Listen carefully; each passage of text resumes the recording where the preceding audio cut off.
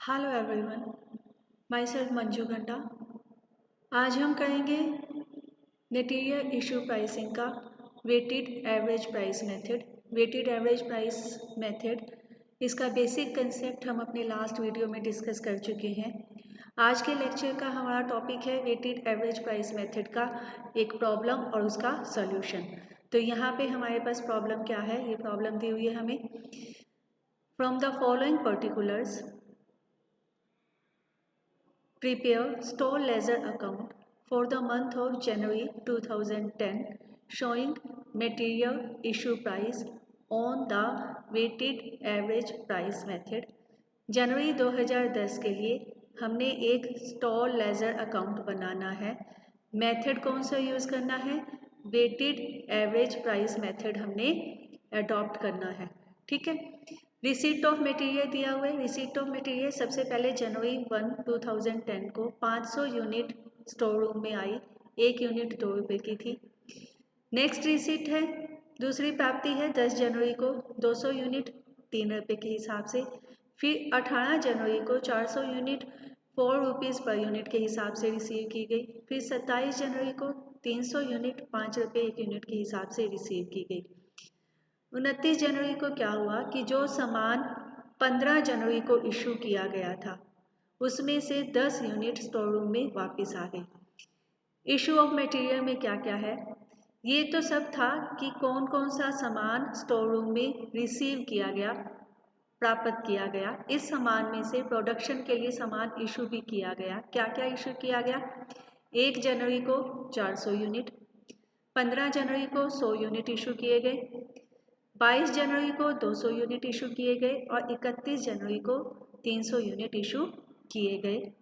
Last में दिया हुआ है 2 unit loss was revealed on January 28 during stock verification. Stock verification क्या होती है? जब हम स्टॉक की एक्चुअल में वेरिफिकेशन करते हैं, यानी जो सामान जो मटेरियल स्टोर रूम में हमारे पास पड़ा है, जब हम उसको फिजिकली वेरीफाई करते हैं कि क्या उतना ही सामान स्टोर रूम में पड़ा है जितना हमारी बुक्स ऑफ अकाउंट शो कर रही है, तो उसे हम स्टॉक की वेरिफिकेशन कहते हैं। स्टॉक वेरिफिकेशन कब की गई? 28 जनवरी को स्टॉक वेरिफिकेशन की गई और उसमें पाया गया कि 2 यूनिट कम है। ठीक है, तो अब इस सम को हम सॉल्व करेंगे। स्टोर लेजर अकाउंट बनाएंगे। हमें पता है स्टोर लेजर अकाउंट के बेसिक 3 कॉलम होते हैं, एक रिसीट कॉलम, एक इशू कॉलम और एक बैलेंस कॉलम। रिसीट कॉलम में हम लिखेंगे जितना भी सामान स्टोर रूम में आया वो लिखेंगे। इशू में जो सामान स्टोर रूम से बाहर गया, प्रोडक्शन पे गया या किसी भी डिपार्टमेंट में गया, वो इशू कॉलम में लिखेंगे। और जब भी कोई मूवमेंट होगी मटेरियल की या स्टॉक की, तो हम उसका बैलेंस कैलकुलेट करेंगे। फर्स्ट कॉलम डेट का रहेगा और सेकंड कॉलम पर्टिकुलर का रहेगा। डेट में जिस भी डेट को ट्रांजैक्शन हुई वो डेट मेंशन की जाएगी, पर्टिकुलर में उसकी डिटेल मेंशन की जाएगी कि सामान रिसीव हुआ या इशू किया गया। यदि रिसीव हुआ है तो उसके रिगार्डिंग कौन सा डॉक्यूमेंट रिसीव हुआ था उसकी ब्रीफ लिखा जाएगा। ठीक है, तो अब हम सम को सॉल्व करते हैं। सबसे पहले 1 जनवरी को देखो 500 यूनिट रिसीव किए एट द रेट ऑफ ₹2, तो डेट में लिखेंगे हम जनवरी 1। क्या किया गया है? रिसीव किया गया है। रिसीव्ड, क्या रिसीव किया गया है? 500 यूनिट, एक यूनिट 2 रुपये का, 1000 रुपीज़ का सामान रिसीव किया गया है 1 जनवरी को।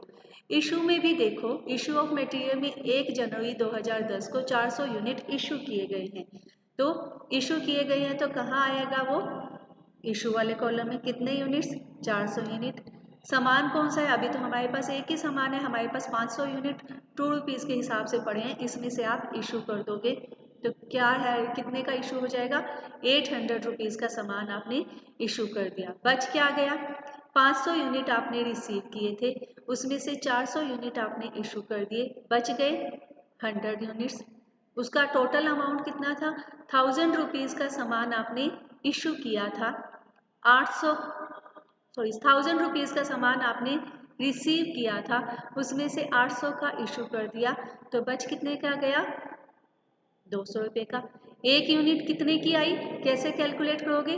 200 डिवाइडेड बाय 100 कितना आ जाएगा, 2 रुपये की 1 यूनिट आपने रिसीव की।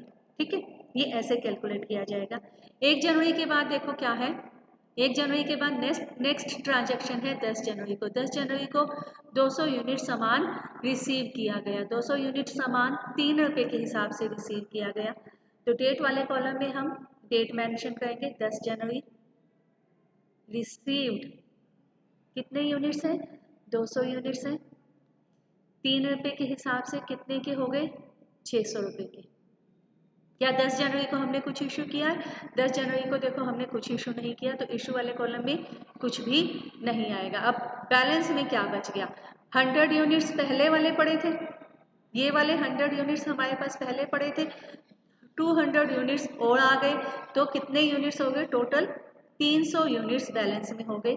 देखो 200 रुपये का सामान पहले पड़ा था, 600 रुपये का सामान और आ गया, तो टोटल कितने का हुआ, 800 का। पर यूनिट कितना हुआ, 800 डिवाइडेड बाय 300, ये आ जाएगा 2.67। ठीक है, 10 जनवरी के बाद हमारे पास आएगा 15 जनवरी को। 15 जनवरी को क्या किया गया है, सामान इशू किया है, कितने यूनिट, 100 यूनिट्स। तो यहाँ हम लिखेंगे इशूड। रिसीट कुछ नहीं किया, कुछ भी नहीं आएगा रिसीट वाले कॉलम में। 15 जनवरी को आएगा इशू वाले कॉलम में, कितने यूनिट्स इशू किए हमने, 100 यूनिट्स इशू किए। किस रेट से इशू करोगे, सामान हमारे पास कौन सा पड़ा था, 2.67 के हिसाब से। किस रेट से, ये जो बैलेंस पड़ा है वो 2 रुपये 67 पैसे के हिसाब से पड़ा है, तो जो सामान इशू किया जाएगा 1 यूनिट 2.67 की, क्योंकि हम कौन सा मेथड यूज करेंगे, वेटेड एवरेज मेथड। यहाँ पे हमने वेटेड एवरेज कैसे कैलकुलेट की, देखो हम साइड में इसका एग्जाम्पल भी कर लेते हैं कि देखो पहले हमारे पास कितनी यूनिट्स पड़ी थी बैलेंस में, 100 यूनिट्स पड़ी थी, किस हिसाब से, 2 रुपये के हिसाब से ये पड़ा था। प्लस उसके बाद क्या हुआ, 200 यूनिट आई 3 रुपये के हिसाब से,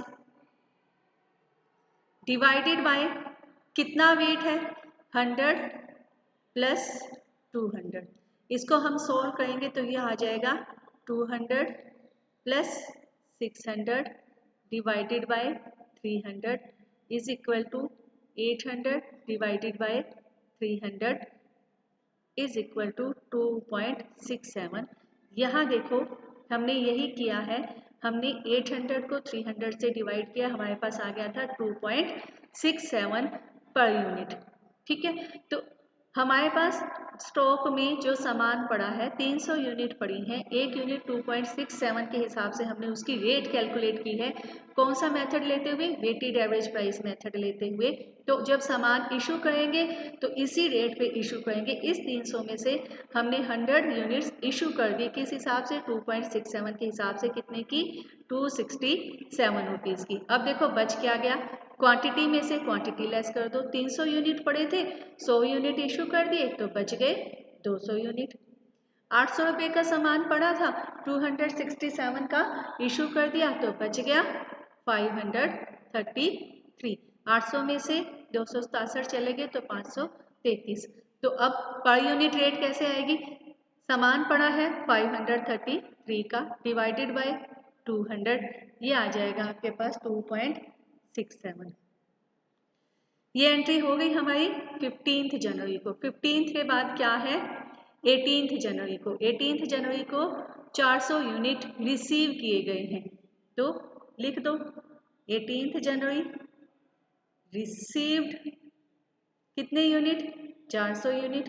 एक यूनिट कितने का है, एक यूनिट है 4 रुपीज़ का, 4 रुपीज़ के हिसाब से कितने के हो गए ये, 1600 के। ठीक है, 1600 के हो गए, इशू कुछ भी नहीं किया। बैलेंस में देखो अब क्या पड़ा है, 200 यूनिट पहले थे, 400 यूनिट और आ गए, तो कितने के हो गए वो, 600 यूनिट हो गए। 533 का सामान पहले पड़ा था, 1600 का और आ गया, तो कितने का हो गया, 2133। 2133 रुपये का सामान हो गया। रेट कैसे कैलकुलेट करोगे, अमाउंट 2133 डिवाइडेड बाय क्वांटिटी 600, ये आ जाएगा हमारे पास 3.555। हो गया इतना। 18 जनवरी के बाद फिर देखो क्या है, इशू है 22 जनवरी को। 22 जनवरी को 200 यूनिट इशू किए गए हैं। डेट वाले कॉलम में 22, पर्टिकुलर में इशूड, रिसीव कुछ नहीं किया गया 22 जनवरी को, इशू किया गया है। इशू कितने किए गए हैं 22 जनवरी को? देखो 200 यूनिट इशू किए गए हैं, 200। किस रेट से करोगे? देखो स्टॉक में सामान किस रेट से पड़ा है, 3.555 के हिसाब से पड़ा है, उस रेट से सामान को इशू कर दोगे 3.555। ठीक है, ये हो गया 3.555 के हिसाब से हम इशू करेंगे तो ये बन जाएगा 711 का। अब बैलेंस कितना बच गया? 600 यूनिट थे बैलेंस में, 200 इशू कर दिए हमने 22 जनवरी को, तो बच गए 400। 2133 रुपये का सामान पड़ा था, 711 रुपये का सामान हमने इशू कर दिया, तो बच गया ये 1422 रुपीज़ का सामान बच गया। ठीक है, रेट कैसे कैलकुलेट करोगे?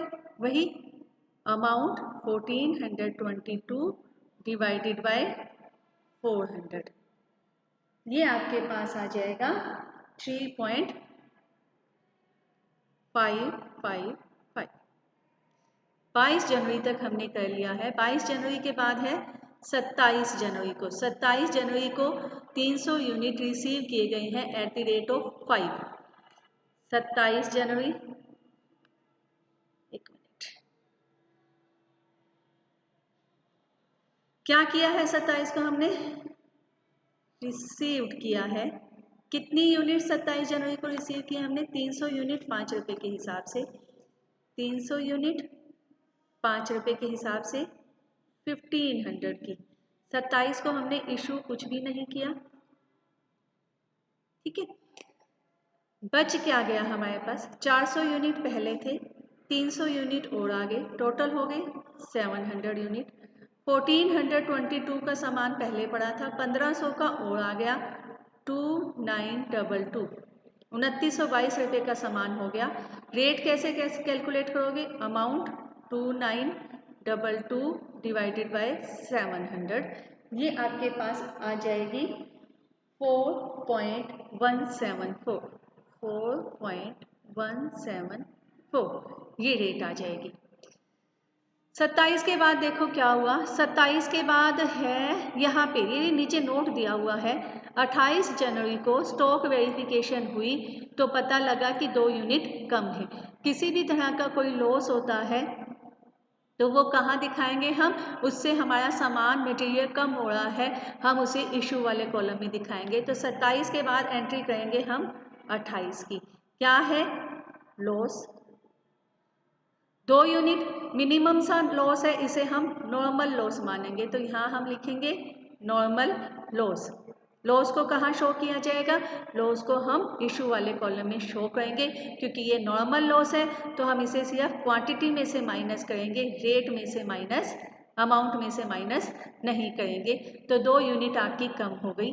अब देखो बैलेंस कितना है, 700 यूनिट आपके पास बैलेंस में पड़े थे, इसमें से 2 यूनिट कम हो गए तो बच गए 698 यूनिट। अमाउंट में से कुछ भी लेस नहीं हुआ, ये 98 यूनिट कितने के हैं?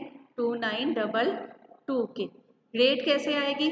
2922 डिवाइडेड बाय 698, ये रेट आपके पास आ जाएगी 4.186। यहाँ तक हो गया। 28 जनवरी के बाद 2 एंट्री रह गई, एक तो 29 जनवरी की, एक 31 जनवरी की। पहले 29 की करेंगे। 29 जनवरी को क्या हुआ? 10 यूनिट वापस आ गई। कहाँ से वापस आ गई? जो सामान हमने 15 जनवरी को इशू किया था उसमें से 10 यूनिट स्टोर रूम में वापस आई। स्टोर रूम में वापस आई तो स्टोर रूम ने उसे रिसीव किया है, तो रिसीव साइड में एंट्री कर दो। रिसीट साइड में कौन सी जनवरी को? 29 जनवरी को। रिटर्न रिसीव्ड कितने यूनिट्स है? 10 यूनिट है। अब रेट कौन सी लोगे, देखोगे आप 15 तारीख को आपने सामान कैसे इशू किया था, जो सामान 15 को इशू किया गया था, ये देखो 15 को हमने जो सामान इशू किया था किस दर से किया था, किस रेट से किया था, 2.67। तो इसी रेट से ये सामान वापस आया होगा। ये 10 यूनिट वापस आई है, किस रेट से आई है, 2.67 के हिसाब से वापस आई है, 26 रुपीज़ 70 पैसा की। इशू इस डेट को हमने कुछ भी नहीं किया, बैलेंस क्या बच गया, 698 यूनिट्स पहले थी हमारे पास, 10 यूनिट और आ गई, तो ये हो गई आपके पास 708 यूनिट्स। 2922 रुपये का सामान पहले था, 26 रुपीज़ 70 पैसा, यानी 26 रुपये 70 पैसे का सामान आपके पास वापस आ गया। तो ये कितना हो गया, टोटल सामान हो गया आपके पास 2948 रुपये 70 पैसे। किसको टोटल किया हमने, 2922 का सामान पहले था, 26 रुपये 70 पैसे का और आ गया, तो इन दोनों का टोटल आपके पास अब 708 यूनिट स्टॉक में पड़ी हैं, कितने की, 2948 रुपीज़ 70 पैसा की। रेट कैलकुलेट करोगे, एक यूनिट कितने की है, ये है 2948.7 डिवाइडेड बाय 708, 708 से इसे डिवाइड करोगे तो आपके पास ये आ जाएगा 4.165, 4.165। 29 तक हो गया।